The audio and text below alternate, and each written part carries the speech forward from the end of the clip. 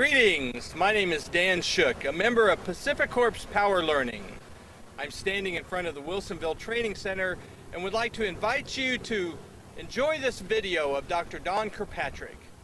Dr. Kirkpatrick is one of the world's foremost authorities on program evaluation of training programs. He spoke with us on August 15, 2003 in Portland, Oregon. Enjoy the video. Dr. Kirkpatrick, the author of the model, speak to us.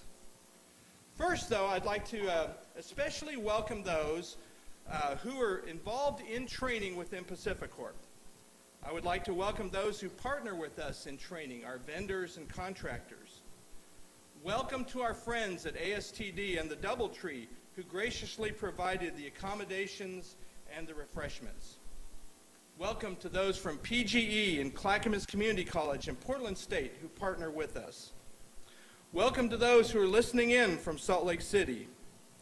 And finally, welcome to the managers and supervisors and employees in our company. We appreciate each of you and thank you for being here. Dr. Don Kirkpatrick is a world-famous expert in evaluation.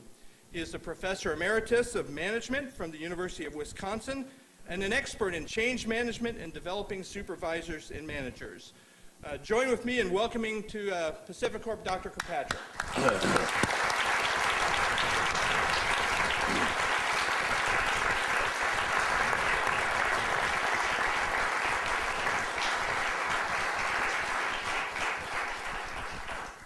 I'm not there yet. He said you'd applaud till I get up to there.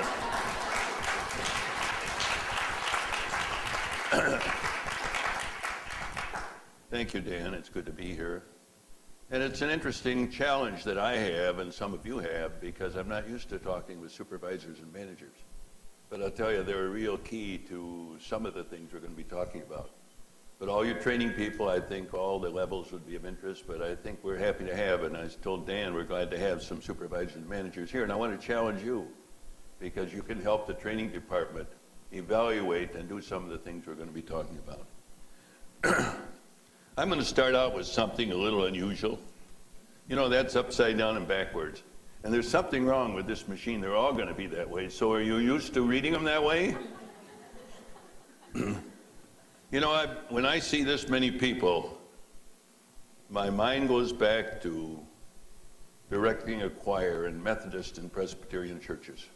How many of you have ever sung in the choir? Could I see you? Could you come up here in the front? Well, why don't you stay where you are and you just kind of lead the singing for your group, and I want everybody to sing. Now, I've written a new national anthem. The national anthem we have is great, except that the range is too great, right? If you're a tenor, you can get the high notes, but if you start too, you can't start down low. If you're a bass, you can't get up the high notes. So I've written a new song, but I'm using a well-known tune. We all know the tune Clementine, don't we? All right. So I want you to sing with me on this beautiful song that I have written. It's called, bring it down a little bit, the new national anthem. So here we go. They're the greatest in the world. There is nothing more to say. No one dares to contradict it. They're the Packers from Green Bay. Wait, that's just the first verse. How about the next one? Some of you are going to sing this with enthusiasm, and some of you are going to drop out. But here we go. Everybody hates the Cowboys, they just don't know how to play. Everybody loves the Packers, yes, the Packers from Green Bay. All right, well, that's the second verse.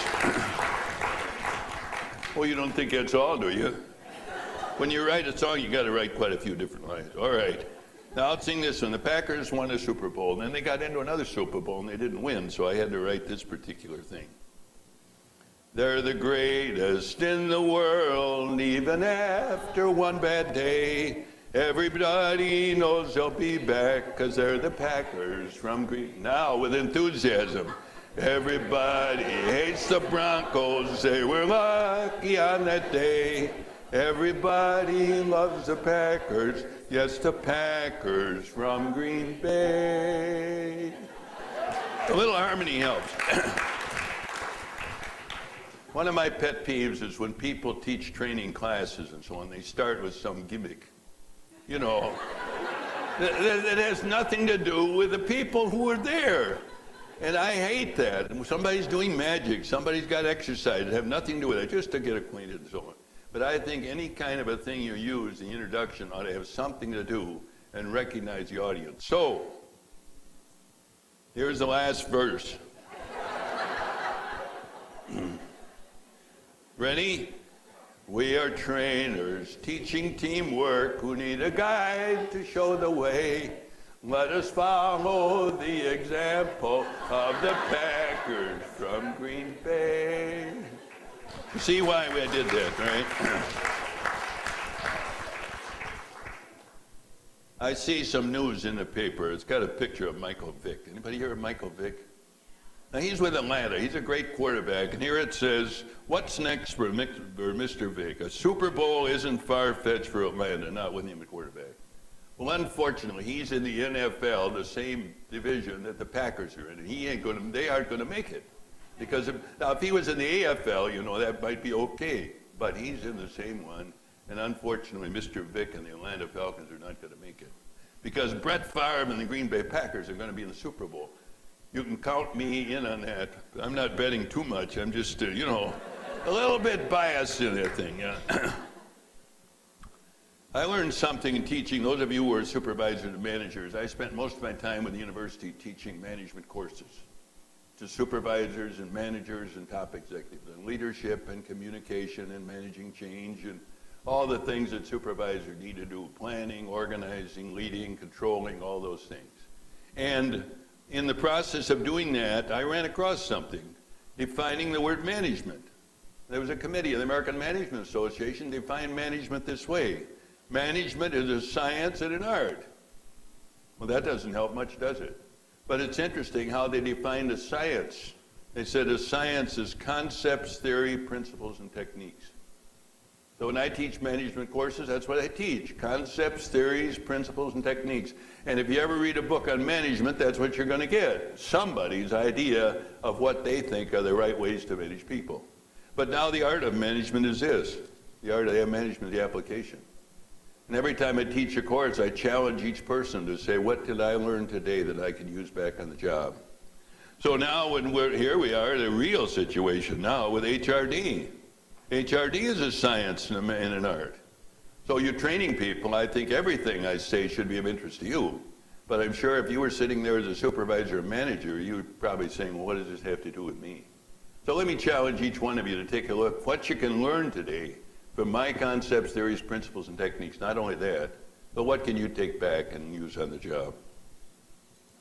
I did a program for Dana Corporation over in Michigan City, Indiana. And I was on Managing Change, a full-day conference for managers. And when I was talking with the guy in charge, his name was Dick, he said, Don, he said, when you teach that seminar, are you going to use the SMART approach? How many of you know the SMART approach? What is the SMART approach? Specific, measurable? All right, I didn't even know what it was, see? So when he said, are you going to use a SMART approach? I paused for a little bit. I didn't want to admit, you know, I'm a trainer. I should know what it was. I should have said either yes or no. But I said, what is a SMART approach? He said, and he went through what the SMART approach was. And I thought for a second, I said, no, I'm going to use the PI approach. Well, that kind of stopped him, you know. He didn't know what to say, but finally he said the same thing. What's the PI approach? I said, you don't know what the PI approach is? I had just made it up at that moment, you know. I said the PI approach to teaching is practical, interesting, and enjoyable.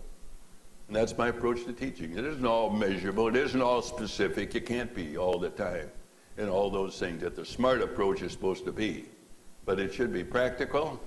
It should be interesting enough so that people there are not going to go to sleep. And it should be enjoyable so people can laugh and have a little fun. So that he knows what the PI approach is now, and so do you. And I don't know whether anybody else does, because I just made it up. Now you have a team at your table, right? Would you turn to whatever page this is? What page is that in your... Take out your folders. Page 3. Look at page 3. Now, there's certain requirements for an effective training program, and these are the requirements. Now, I want you to work at your table, or half of you on one side, half the other, and I want to see which table can come up with the right answer, because each one of these dashes stands for a letter. Understand?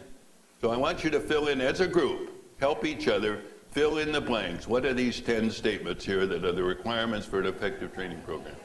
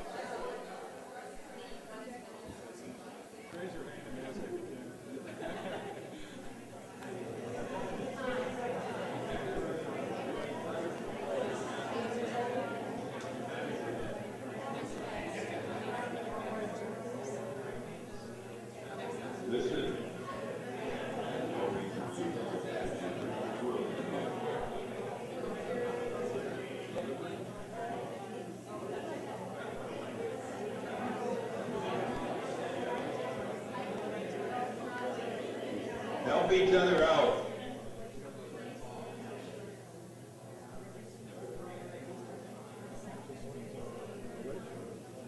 As I walk around, some of you are having trouble. Let me give you a little help. Number 3 is time, and number 4 is place. Does that help? Those are the only 2 this table had.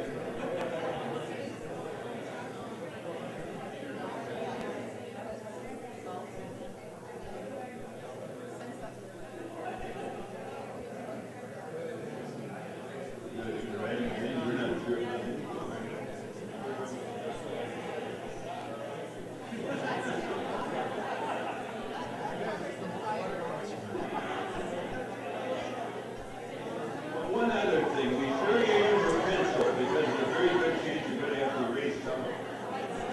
Is that too late to tell you that?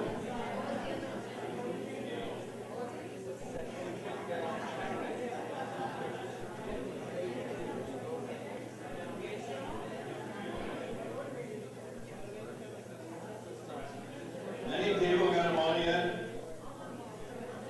Raise your hand as soon as you put something in for everyone.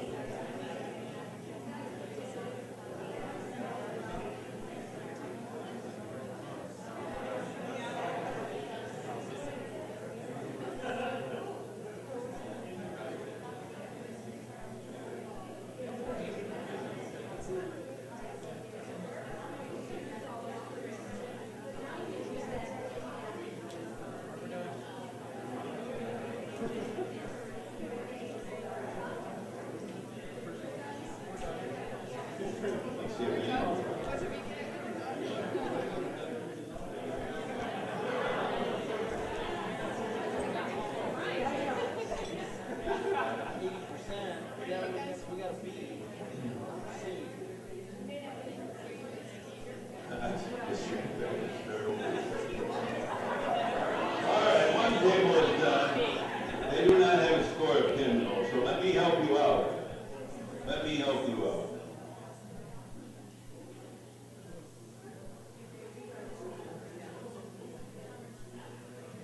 Number 1, based on who has goals. Wait a minute, who has goals? That's wrong. I just wonder who has. Based on what? Needs. Absolutely. We start with that, don't we? We start with needs. What do people need? They did some down at Intel. My friend Eric Freitag said they did some research and they found out, gee, these people enjoyed the program, they learned what they had, and they went back on the job and it didn't fit their job. They weren't able to use it. So they began to say the people you have are people who should be able to do something about it. What are their needs to do a better job? Aimed at what? Objectives, right. We have to convert the needs to objectives and say, what are we going to try to accomplish in the training? What is the right time? You know how long a seminar should be? You know how often they should be run? I don't know. Some people say a full solid week. They used to have things out east at some of the programs. They say, we've got them there for 5 days, and not only are they there for 5 days in the daytime, but we even made a case study for them that they have to study at night and report the next day. To me, that's absolutely ridiculous. How much can you learn and how much can you take back if you're so filled first thing? So first of all, I think they ought to be spread out sometime over a period of time. But when we look at the right time, I did a program in Racine, Wisconsin for Garten Corporation. And it was a 5 3-hour sessions. And they had supervisors and they had foremen in the company and they wanted to get to all of them. So there were 3 shifts. So they said, we want you to come down and do each session twice, one in the morning and one in the afternoon. So we can get all of our people, of all shifts, to attend that program. And if they'd asked me, you know what schedule I'd have set up? I drive from Milwaukee, it's about an hour, and I'd said, how about from 9 to 12 and 1 to 4? But they didn't ask me. You know what they set it up? From 7 until 10:30 and from 3 until 6:30. Now, what do you do in Racine, Wisconsin for a week? That's for a week.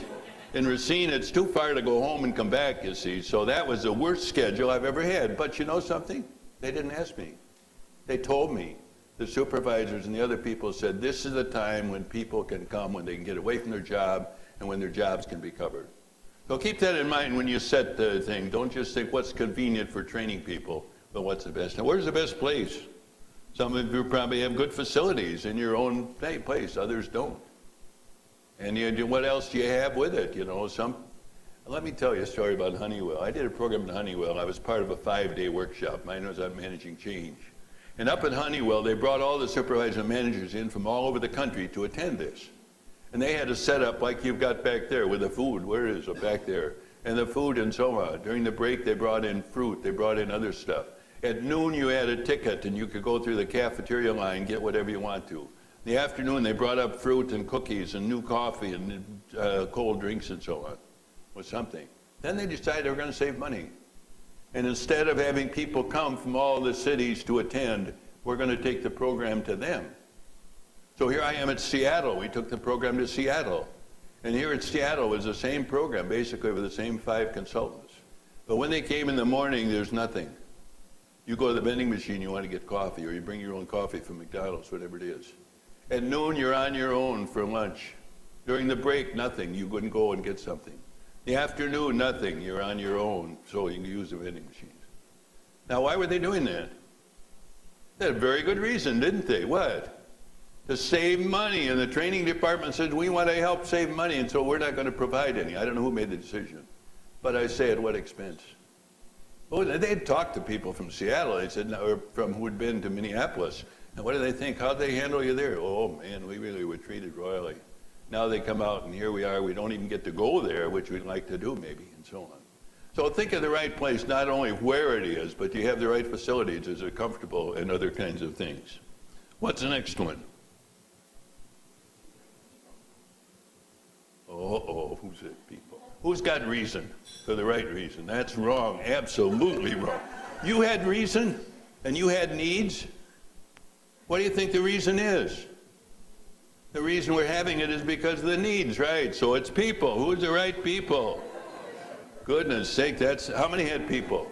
Didn't that seem obvious to you people that look at how dumb some of these tables are really stupid. But anyway, who should be there? Who can benefit from it? How many people can we attend? Now it's interesting the way when Dan and whoever else set this thing up, he said, we're going to set it up and we're going to invite the managers and supervisors to attend. Is that okay? And I said, no. He said, I'm running the program, not you. You're just the speaker. You don't believe that. I said, Jay, I haven't done that before. I haven't seen any company that when I've gone into their company to do training programs for their training people, they haven't had any supervisors. They haven't had any managers there. I said, that's a great idea. And we'll see if we can't give them something where they can learn something that they can use and help to see that these 4 objectives are accomplished. Conducted by the right, leader. Who had expert? E-X-P-E-R-T. That's really dumb, expert. What do you mean expert? Leader. We need a leader up there who's effective. What's the next one? Forgot the question. Using effective. Well, you all have techniques for that, don't you? Now, number 8, blank or accomplished. Got the objectives again, right? We set the objectives and we accomplish them if it's going to be an effective program. But now we get to 9 and 10. Number 9, who wants to volunteer? What do you have you want to volunteer? What? Interesting. Satisfied. Who's got motivated? Yeah, that's wrong. Anybody else? Nobody used the word empowered? That's not the right word. I wonder if anybody used it. She's starting to write it down already. It's a good thing Dan was in this group, and a good thing I told him ahead of time, because the word is satisfied. What does satisfied mean? I did many programs at the University of Wisconsin. We charge a fee, and people come and pay a fee, obviously. And when that program is over, we give a certificate. If they're there for 5 days, they need 10 days for a certificate. And what do we want them to do? We want them to go back and say, what? That was an effective program. I want to work out a certificate. When's the next 5 days? Or we've had superintendents and general foremen and other department heads and managers come to our program. One person would attend, and that person would go back and decide, are we going to send our supervisors and managers? We're in business, you know. We had to make money. And if people don't attend, if they say the programs, they're not satisfied, they're going back and say, what? Forget it. Don't bother to waste your money at the University of Wisconsin. So satisfied is a very important thing, and so on. So hopefully you're doing, maybe you're not involved in money, but I'll tell you, you're involved in something. And when those people go back from a program and say, boy, that was a waste of time, you're in trouble. How many people do they have to tell before it starts working around and so on? Not very many, do they? You want them to go back and say, you know, did you hear what he said about your programs? Tell us again, all those things you say your programs will do. When you got up there and introduced it and say, your programs are what? Boy, they're excellent. He used the word excellent. Who said that? What are the people saying they're excellent? Pretty good. You know the difference? Do you know the difference between pretty good and excellent? I mean, that's like a scale of 1 to 5. One is at number 2 and the other is at number 5. So anyway, he's pretty proud of it, and he based this on the reaction of the people. And then the last one, the program is, nobody has effective? Who has effective?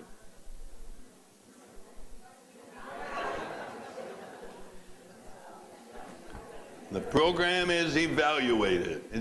All of these things are talking about an effective program. All these things. And the thing I want to emphasize in this is the first 8 of these. Because these are the things that when we evaluate programs, we better find out they've been effective.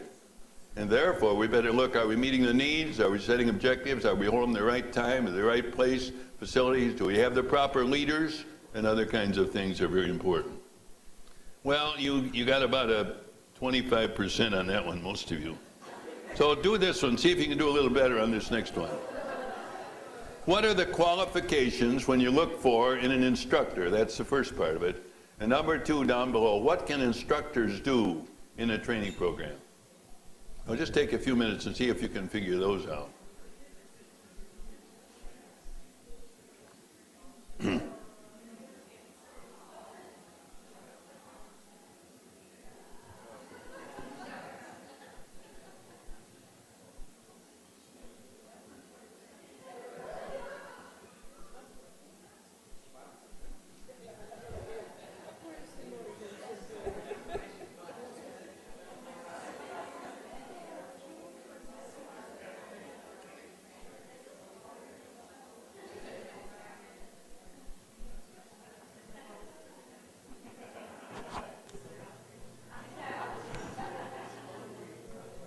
Well, jump down to the bottom 3 and see if you can get the bottom 3 for sure. Any training person better get the bottom 3.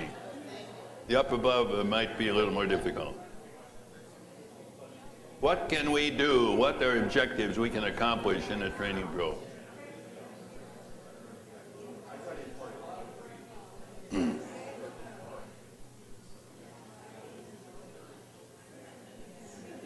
Some of you in technical training, what can you do? Number 2, better get that in there or you're in terrible trouble.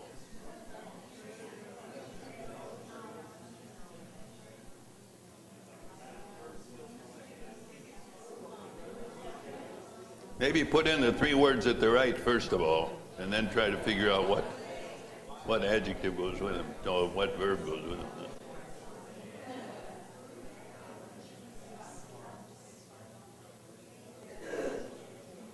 There, you got it.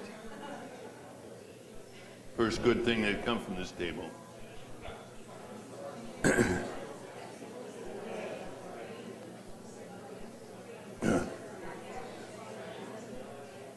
This is especially, I got an interesting thing for you line managers who are here.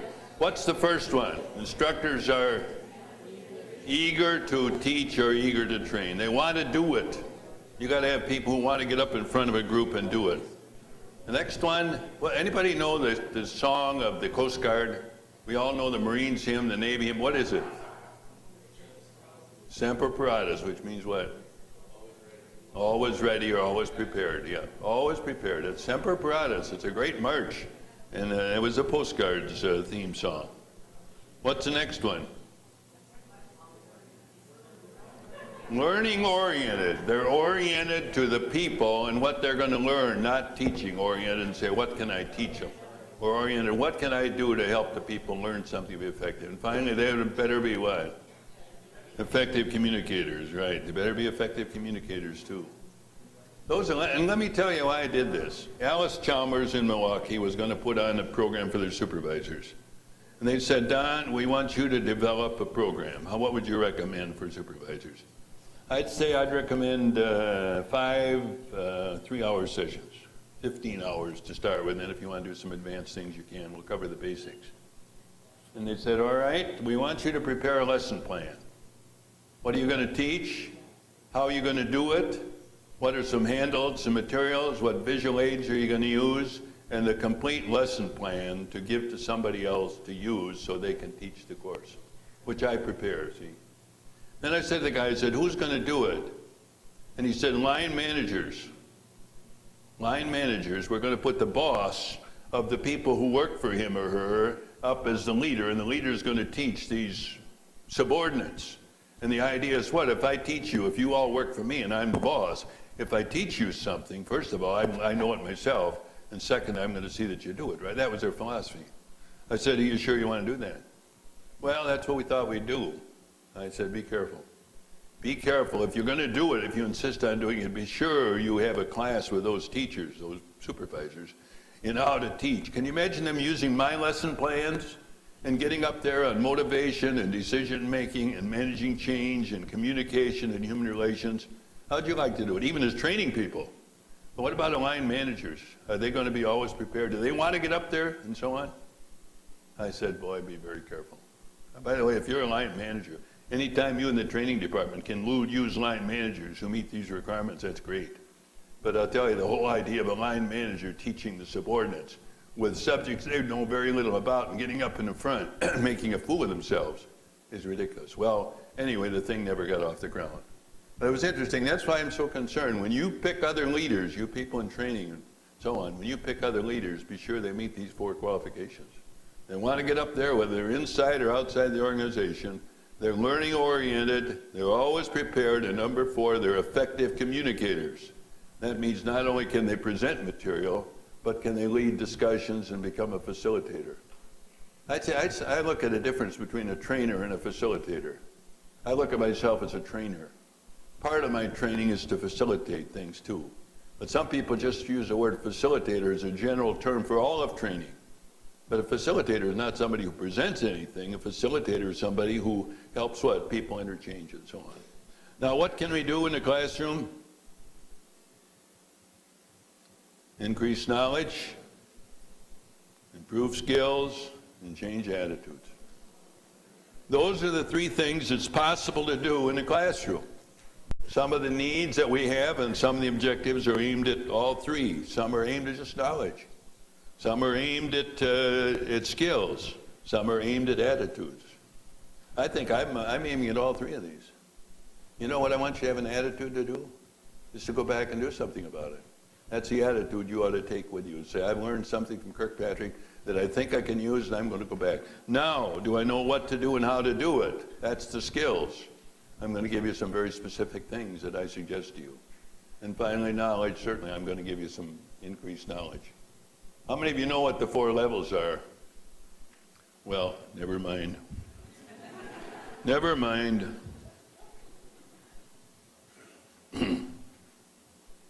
So here's what I'm going to try to do this morning between now and noon.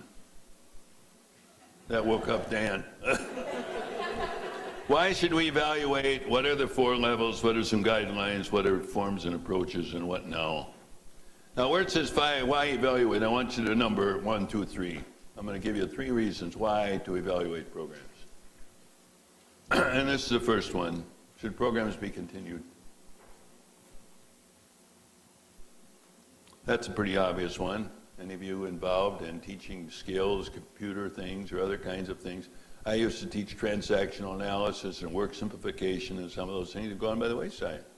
And you begin to say, what's pertinent now to teach people? So should the programs be continued? Maybe you're going to have a pilot program and see how it works to decide whether you continue it or not. Here's the second one. How can they be improved? And this is one we're always concerned about. Every reaction sheet you use ought to have on it, how can this program be improved? How can it be improved? You're looking for a specific suggestion of what to do and how to do it. My book on this book here on evaluating training programs. This is 2nd edition. Somebody was telling me who had the green one? Who got a green one? You did? Somebody got a green one, the 1st edition. The 2nd edition, pretty much the same, except it's got different case studies in it. But this particular book has been translated into Polish. Can you believe that? I went over and introduced it and talked to the people. I went to Istanbul. It's been translated into Turkish. Now, if you'd pick 10 countries that you think it's going to be transferred into, it wouldn't be those, would it? Spanish also. I talked to a guy from Germany. I said, well, boy, you're really backward in Germany, aren't you? He said, why? I said, this book has been translated into Polish, but not even into German. I think I hurt his feelings a little bit, but I've been all around. I've conducted workshops in those countries. I've been to Argentina. I've been to Singapore. I've been to Korea. I've been to Saudi Arabia. I don't think I'll back. I've got an invitation to go back to Saudi Arabia again. But my wife said no. We've been married 52 years coming up. By the way, August 19th. Is my email on here? Yes, it is. See at the bottom? Would you make a note on August 19th to send an email to Don and Fern and say congratulations on your 53rd anniversary? How many will do that? Well, we get a few of you will do it. You say you're going to do it. How many are actually going to do it? How many emails do you get a day? Anybody get as many as 50? Some of you do, 25 and so on. But we don't get too many emails, but that would be nice. If I got 50 in one day and they all said congratulations on Fern. And by the way, if you want to send a gift, the address.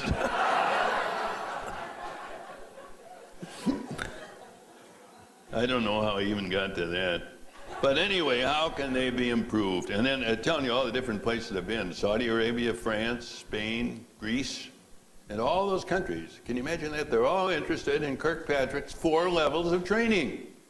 And some of you say, well, it's pretty universal here in the United States, and it pretty much is, but a lot of us don't realize it in other countries too. So the third reason, I think, is the reason why I've been asked to go so many places, both in companies and in programs.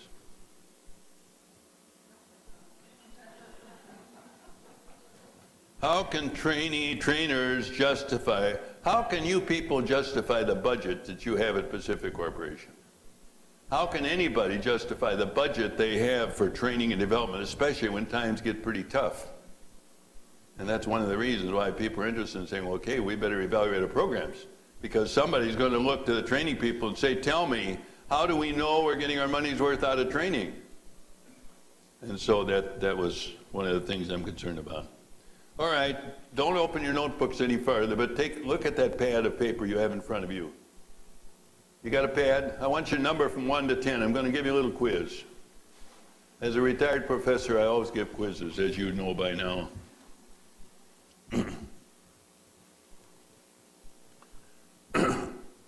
And the quiz is number from 1 to 10. And And the first question is, in sequence, what are my 4 levels?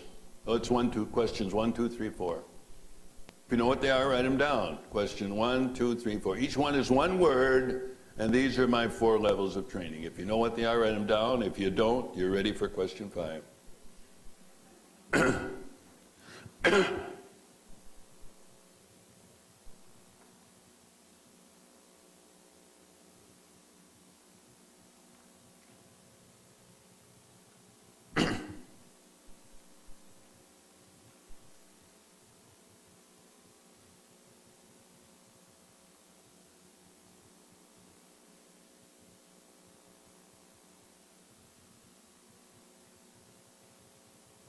All right, question 5.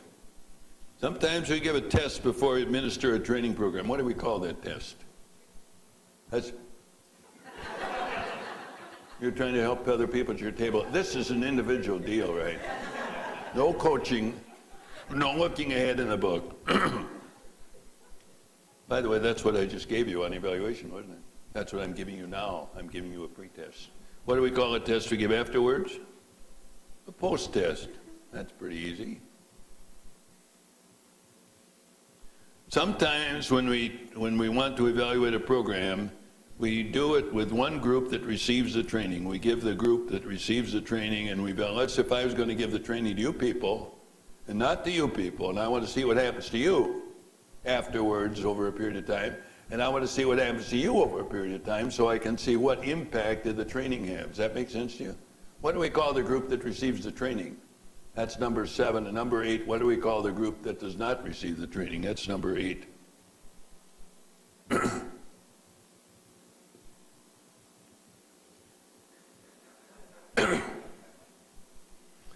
Number 9, we can borrow evaluation results from other organizations if the program is the same. You may have a program with the same consultant who's done the same thing for somebody else, or you may buy a package program and they say, this is the value, this is the results you'll get if you give this program. The question is, can we borrow evaluation results from somebody else who does the same program we did? Yes or no? Agree on true or false? And number 10, those who plan, coordinate, and teach are better able to evaluate programs than other learners. True or false?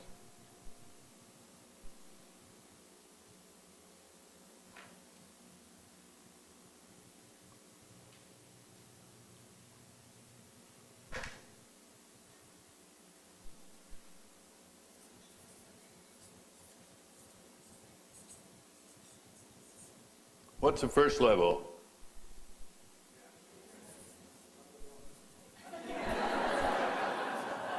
What do you say? Level. The first one. What's the second one?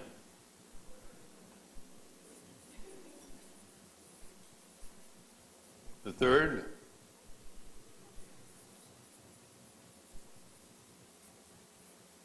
The fourth?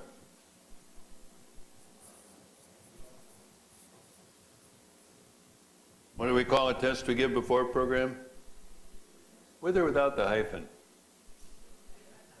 Very important, no hyphen. No hyphen, somebody said, why? I'll tell you why. My dissertation was on evaluating a training program for supervisors. That was my dissertation at the University of Wisconsin. And part of my dissertation had pre-test and post-test. And the chairman of my committee said there's no hyphen. That's good enough for me. I don't know whether there's a hyphen or not. As a matter of fact, you people have my green book, the first edition. There's an IBM example in there, a case study. And they have a hyphen in pretest. And that's why I took it out. It's not in the second edition. I got a different one. And one afterwards, post-test. Are there 2 T's in post-test? No. I don't know. Well, what do we, and number 7 is, what do we call the group that receives the training? Anybody know?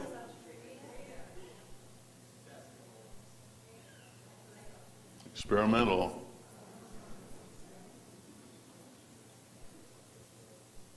What do we call a group that does not? Controlled. Good. Can we borrow results from somebody else, true or false? And those of us who teach, instruct, are better able, true. Suppose I better poll the audience on this one, Dan. Those of us who plan, coordinate, and teach training programs are better able to judge as effective. Why do we have to have comment sheets? Why do we have to do anything? We can tell. We can tell. True or false? All right, if you think it's false, we'll make it false. I just wonder if anybody's awake. Now, the question is, why did I give you this test? Why did I give you this test? Why did I give you a pre-test?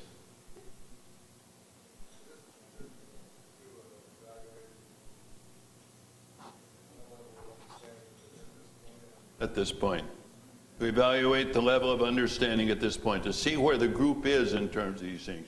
I have many, many people come up to me and say, oh, Don, we know your 4 levels, we've used them and everything else, we've got your book and so on. But when it comes to putting down the 4 levels, they don't know them. They don't know them. It's to find out at this point, did I know how this is going to come out? No, I don't know how a pretest is going to come out. Should you feel stupid when you don't do well in a pretest? Yes.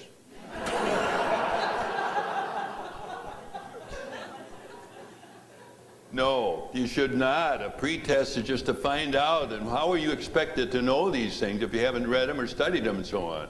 I'll tell you, don't ever feel bad. I'm going to give you another pretest a little later on, and don't feel that's bad. We're just trying to find out what do you know and where are you now. And there should be no feelings of stupidity or anything else if you don't know these answers. If you sat there and had to blank and had to wait for question 5, don't feel stupid or don't feel bad about it. That's where we are at this point, and that's what I want to find out. Why else would I give the pretest? Be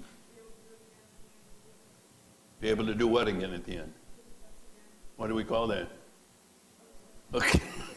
So I was looking for a word post-it, because I'll tell you at the end I'm going to give the same test and it's going to be a post-test. And I'm hoping that there's more people who know these 4 levels and do right now than to start with, see? So I'm going to just find out, where are we at this particular point? How many actually had the word reaction for number 1? Raise your hand, would you? Holy smokes, we had. How many people are there here, Dan? Well, you can't count them, but you know. How many? Approximately 130. So we have about, it looks like about 30 who knew reaction. How many had learning? So about 25.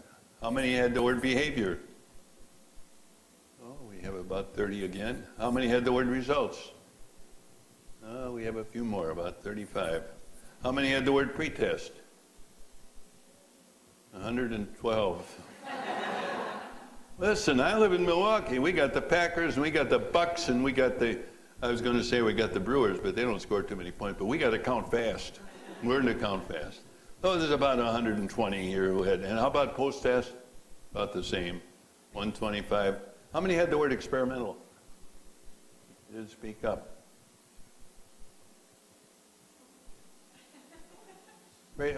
There's one, raise your hand. How many had the word experimental? 1 at that table, 1 at that table, 1 at that table, 1 at that table, and here we have 4 at this table. How many think that is very suspicious?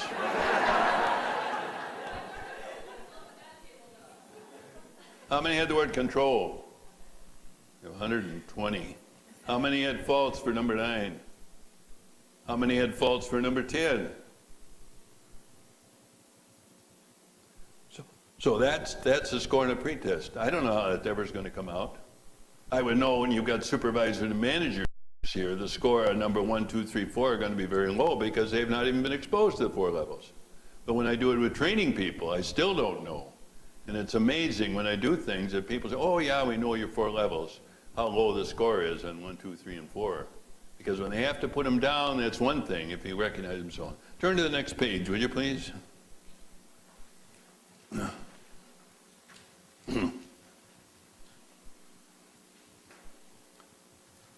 Evaluation methods and forms can be borrowed from other organizations and used or adapted.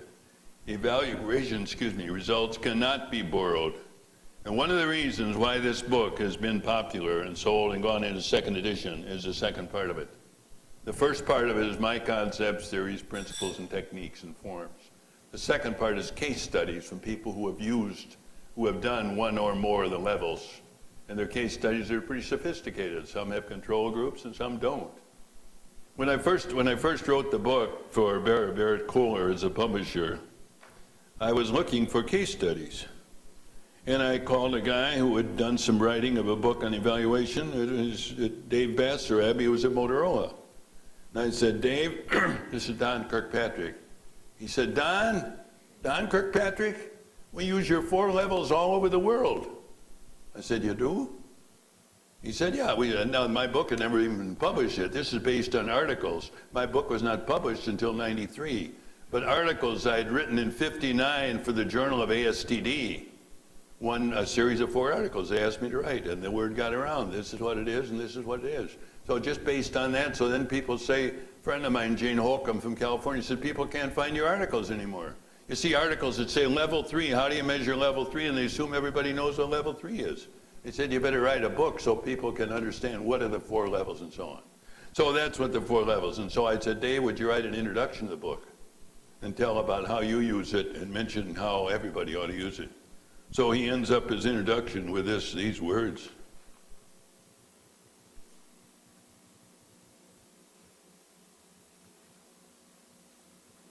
Can't even find him. Forward to the first edition.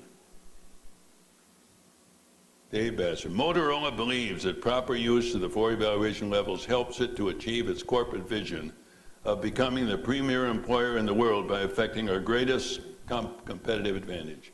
Our people. It can do the same for you. Dave Basser, manager of training operations and business at Motorola. So then he said, check with Arthur Anderson. Now that was a positive term back in those days, Arthur Anderson. He said they have 20 people at Arthur Anderson. All they do is evaluate programs. So he told me the name of a guy, Cummings, to contact over there, and he wrote a case study. Then he said, check with Eric Freitag down in Intel, and he wrote a case study. So those are the first 3, and then I got into a bank and got into an insurance company and got into other kinds of things and so on. But the thing about it I want to emphasize is this particular top part here. That is, you can borrow forms, you can borrow procedures, you can borrow design, you can borrow techniques and so on, but you cannot borrow results. And I'm telling everybody, read the case studies and find out what they did and say, what can I learn from them that I can use? And maybe there's just a reaction for them. Maybe it's an approach to building a test or something like that.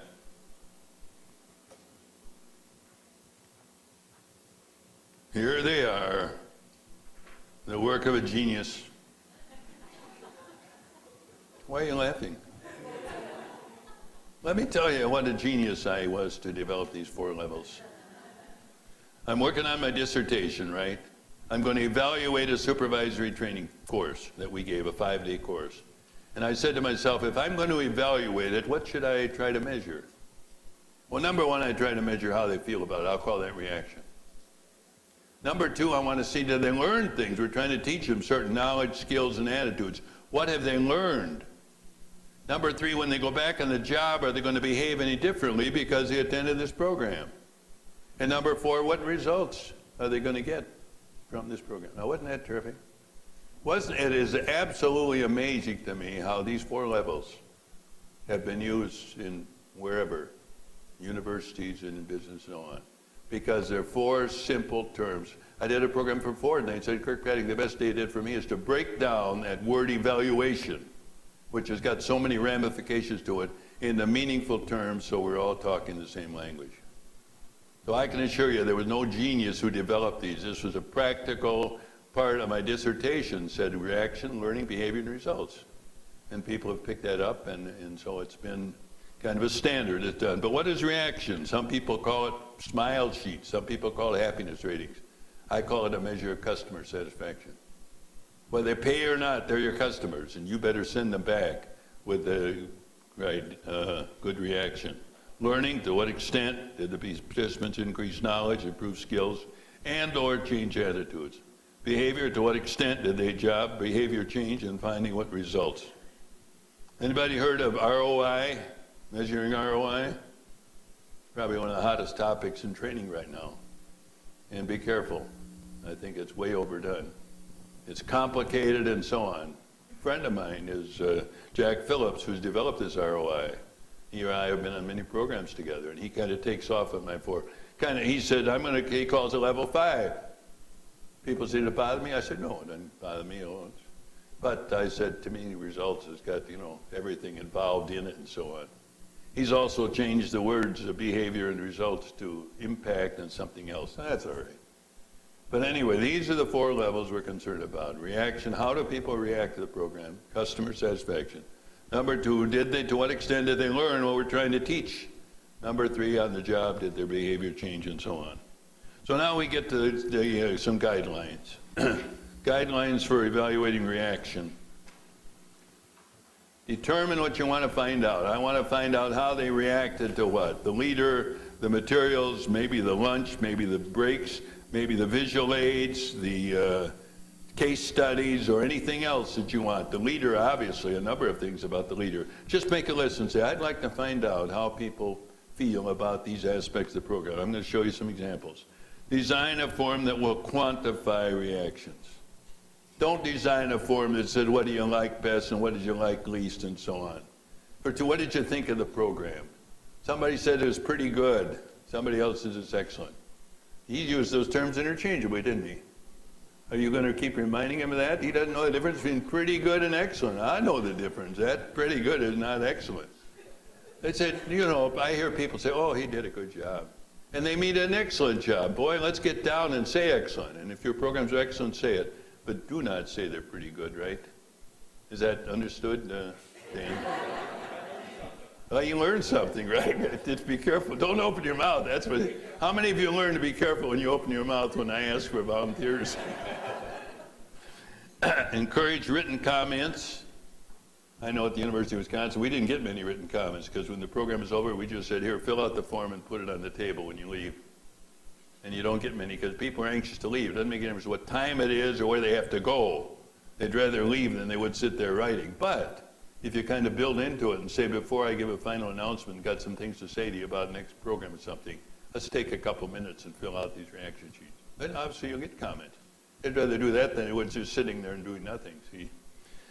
You also got, I think, honest reactions there, right? In other words, make them synonymous so there's no way that the leader can identify who said what.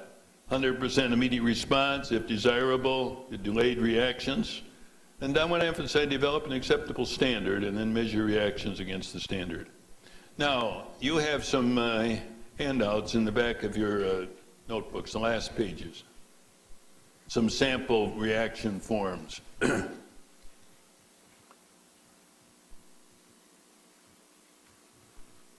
Skip number, are these numbered? No, these are not numbered. What kind of a deal is that? They're not even numbered. Kind of an after effect, right? Look at the, I want to call your particular attention to some. Look at the one that looks like this. It's all, look at this one. Here is somebody who said, I want to find out their reaction to 18 things, 18 statements. And instead of using an agree, or what I use is poor, fair, good, very good, and excellent. 5-point scale. They use a 5-point scale too, but it's a strongly agree. So here they made 18 statements. How long would it take you to fill this out? A minute? Not even that, would it? You could probably go down there and say, oh yeah, yes. Maybe a minute, maybe 2 minutes at the most. But one thing about reaction sheets that you can quantify are what? It doesn't take much time on the part of the people. You're not asking them to spend a lot of time writing. And number 2, you can quantify them. So that's one kind of thing. Look at the next one. Any of you speak Spanish? Because we've got here a situation I thought was pretty clever. They've got, plus they got a 6-point scale. And plus, that means excellent, see? Minus means lousy or terrible. So you got a 6-point scale. And here they've broken it down into certain parts, into the leader, into the handouts, into the other things, and so on. Look at the next one. Somebody asked me one time, can we use the form for different programs, the same form? And I said, well, it all depends. Maybe part of it. But use the same scale. If you have a 4-point scale, use it for all programs throughout the organization or throughout your part of it. You have a 5-point scale, use that. So here's somebody who very cleverly has a 5-point scale all the way through, but they don't have to ask questions that's strictly to be answered by strongly agree or good, fair, poor, and so on. So that was an interesting one. Do you have any Applebee's restaurants out here? Do you? Or where you are, Applebee's? Well, here's an Applebee's restaurant. I was in there one day and I saw a lady who had this evaluation form. And I said, let me see this form. This is one of the best forms I've ever seen. Because they said, okay, they were trying something new and they wanted to see how people felt about it. They said, all right, blackened chicken and shrimp, okay? Please help us serve you better by completing this evaluation on the blackened chicken and shrimp. So if anybody ordered that, they would fill out this form. So here we have what? We have appearance, aroma, all of these things about this. Excellent, very good, good, fair, and poor. And that's the standard. That's the words which we use university. And then what's your overall rating? Then down below, please rate the menu item in the following. The portion size. How about the temperature? How about the amount of chicken? How about the amount of shrimp? How about the Bayou dipping sauce on the following? How did this item overall meet your expectations? How likely are you to reorder this item? Before today, how many times the past 30 days have you visited, etc. Now that is a very complete, isn't it? Tabulation of reactions from 20 supervisors. It's the first one in the sample reaction forms. Can you find that? Please give us your reaction and comments. The University of Wisconsin, we established a standard. Any leader who did a program for us, we expected to get a 4.7 on a 5-point scale. 5 was excellent, 4 was very good, so on. 5, that's a very, very high standard. But that's all we did. We did a lot of teaching. So here is what happened, though. In one program, they had 20 people, and the rating was 4.1 on a 5-point scale on the terms of the rate the subject. How about the leader? A 3.8. How do you rate the facilities? A 4.0. Would you be happy with that? Maybe you would be. And the question is, what is your standard? What standard can you establish in your own department or in your own company, in your own organization? Because it looks at the past history. What have people done in the past? What do your best leaders get and so on? Try to establish a standard. Let me illustrate why. We had a guy in General Electric on one of our top executive programs. And he came and boy, he'd been all over the country. And I thought to myself, boy, people aren't stupid. If he's been on all of those programs, he must be really good. And I had never heard him. So he came, and how mistaken I was. I like to crawl under the table because he talked in theory all the time, no questions, no opportunity for discussion, no handouts, everything else. And so when I hear the top executives, they say, Kirkpatrick, where'd you get this guy? I said, well, he's been around. He said, yeah, but did you ever check him out? And I said, well, I checked him out how many times he'd been in different programs, but I never talked to anybody who knew him. Well, anyway, after it was over, they filled out their reaction sheet. And then this guy said, Don, he said, I see you have reaction sheets there that people have filled out. Would you give me a copy of them? Because usually where I speak, there aren't any reaction sheets, and so I don't know what people think of my program. They were not good. Not only that, he said, Don, he said, I know you conduct a lot of programs. If you have any specific suggestions how I might improve in the future, I'd appreciate you writing me a letter and telling me. Now, I was very careful. Thought I'd be very, very tactful because this might not go too well, even if he's asked for them. I said, well, here are the reaction sheets, and I offer 3 suggestions. 1, if you had provided some handouts so we could have given to people ahead of time, we'd have reproduced them for you. Number 2, if you had involved the group some way, and here's where you might use a coordinator to help you involve the group some way, either in terms of asking questions or answering questions and so on. And number 3, if you'd given a few more examples instead of, I didn't say instead of, examples of what you're doing at General Electric, Westinghouse, Emerson, and so on are doing. So I said, but we appreciate it and thanks a lot for coming. That was in 1979, and I'm still waiting for a thank you that said, Don, thank you very much for your helpful, constructive suggestions. They've helped me do a better job. I found out in a roundabout way that he told somebody that he's never going to be on the University of Wisconsin program again. And he's right. He is correct on that, I'll tell you. Not, I don't know from his standpoint, but from our standpoint. Now, the point is what? The point is, what standard would you expect? Would these 4.1 and 3.8 And again, to develop a standard and then measure against the standard and then decide, are we going to use these people again? If we are, how are we going to do it? And let me offer a suggestion. If you have comment sheets and you have outside leaders, show them their reaction sheet ahead of time. This is what we do. This is what we give to our people who fill out the reaction sheets, and then we're going to give you a copy of them, and so on, and tell them. And then, when they know that and say, we've got a certain standard, it's a 4.0 on a 5-point scale, we expect from our leaders. You know something? They might say to you, do you have any suggestions how I might present this? Or can I go over the... They don't want to be under standard, do they? They don't want to be failures and so on. But if you tell them ahead of time, at the end it's too late. Then at the end, they'll be very interested in the reaction sheets and did we meet the standard? If we didn't, what can I do to improve myself? So those are some practical suggestions for reaction. Well, we got to move along to learning. Oh yeah, you ever heard of a smile sheet? I did a program in France right next to a restaurant in Lake Geneva. There was a smile sheet. If you can't reach French, I had somebody translate it into English. Like to have your comments and suggestions to enable us to offer. Here's a restaurant, so on. Do the same kind of thing that Applebee's did on a much smaller scale. But it's a smile sheet. When you go out of there, you're smiling. And what do they say? We want to know your reaction to the quality, the variety, the prices, the service, and the atmosphere. That's making a little list. 5 things we want your reaction. It would take you, what, a minute, half a minute to fill it out. You know, I ran across this one. If you can't read French, maybe you can read German. There's somebody over there. I've never seen anybody in the U.S. use a reaction sheet with a smile sheet. Because when the word smile sheet is used, it's a kind of used in a derogatory way. You know, all we're getting is happiness ratings and smile sheets. But keep in mind, what you're getting is customer satisfaction ratings. And that is very, very important. Guidelines for evaluating learning. Go back to find this out. What page is this on? 8, page 8. Measure before and after. Use a paper and pencil test.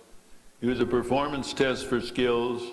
Try to get 100% response and use a control group if practical. Now turn to page 18. I've developed some management inventories, and one is management inventory and time management. And I have taken from that 10 different questions. And I want you to answer those. You've got 3 minutes to circle, agree, or disagree, and answer each one of those questions on time management. Do you agree or do you disagree with the statement?